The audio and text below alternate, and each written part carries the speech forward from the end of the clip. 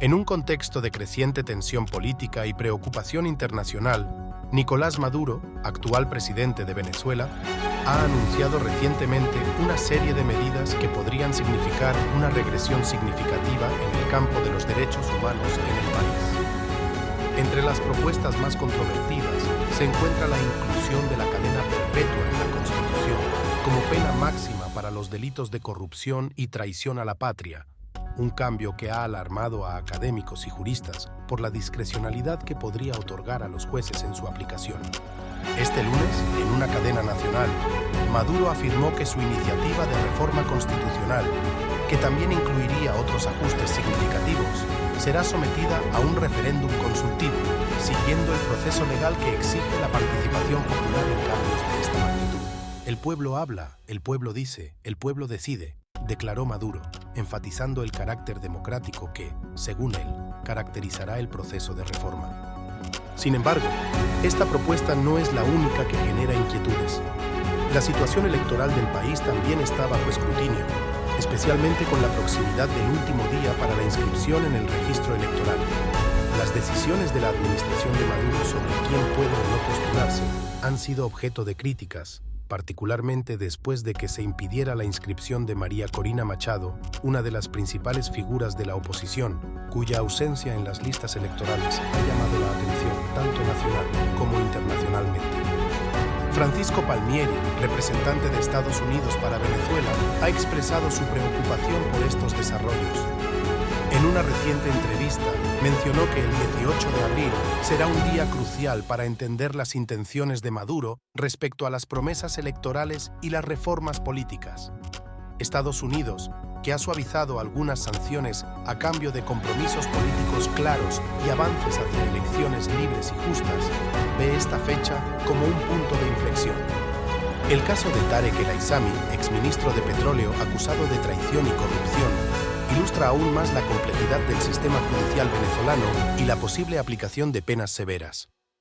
Con una pena máxima de 30 años establecida actualmente, la propuesta de cadena perpetua podría alterar significativamente el panorama legal del país. A nivel económico, Venezuela ha mostrado signos de recuperación, atribuidos en parte a la relajación de ciertas sanciones internacionales que han permitido al país reanudar transacciones limitadas en su industria petrolera. Estas medidas han sido esenciales para obtener recursos económicos y mitigar la severa crisis de escasez que ha azotado al país en años recientes. Según la CEPAL, Venezuela registró un crecimiento del 12% en 2022, una cifra que, si bien es alentadora, sigue siendo insuficiente para superar los desafíos económicos y sociales a largo plazo. Mientras tanto, el entorno político sigue siendo volátil. La inhabilitación de líderes opositores y las restricciones impuestas a sus actividades políticas han sido denunciadas como tácticas para mantener el control del poder por parte de Maduro y su administración. Estas acciones han sido criticadas tanto dentro como fuera de Venezuela, siendo percibidas como un intento de socavar la legitimidad del proceso electoral y mantener una hegemonía política que muchos consideran autoritaria. A medida que Venezuela se aproxima a otro ciclo electoral, la comunidad internacional, así como observadores nacionales, permanecen vigilantes. La posible implementación de una cadena perpetua para ciertos delitos y las restricciones a la participación electoral son vistas como pruebas críticas para la democracia venezolana. En este contexto, las acciones de Maduro en los próximos meses serán decisivas para determinar el rumbo del país y la viabilidad de su proceso político y judicial. A medida que la fecha del referéndum se acerca, la comunidad internacional se muestra cada vez más preocupada por la capacidad de Venezuela para realizar un proceso electoral y de reforma constitucional libre y justo. Observadores y expertos sugieren que las acciones del gobierno pueden estar diseñadas no solo para consolidar el poder a largo plazo, sino también para limitar severamente la oposición mediante tácticas legales y administrativas que pueden incluir la inhabilitación de figuras clave como María Corina Machado. Por otro lado, el gobierno de Maduro ha buscado fortalecer su posición económica y política mediante negociaciones con actores internacionales, incluyendo Estados Unidos. Las conversaciones han llevado a una flexibilización temporal de algunas sanciones, especialmente en lo que respecta a la industria petrolera. Este sector, vital para la economía venezolana, ha visto una leve recuperación en su producción, aunque aún está lejos de los niveles de hace una década.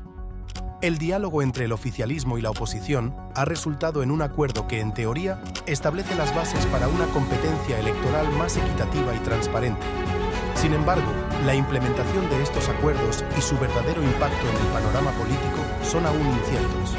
Los críticos argumentan que el régimen podría estar utilizando estos diálogos como una fachada para apaciguar a la comunidad internacional mientras continúa con prácticas autoritarias en casa. En este contexto complicado y cargado de tensiones, el rol de los medios de comunicación y la sociedad civil es más crucial que nunca.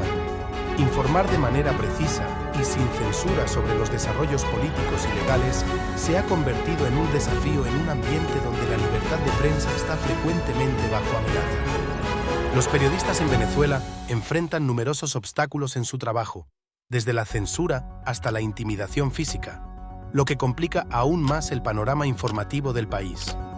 El apoyo internacional, particularmente en forma de observadores electorales y asistencia técnica para garantizar un proceso electoral justo, se ha solicitado y, en algunos casos, ya se está coordinando.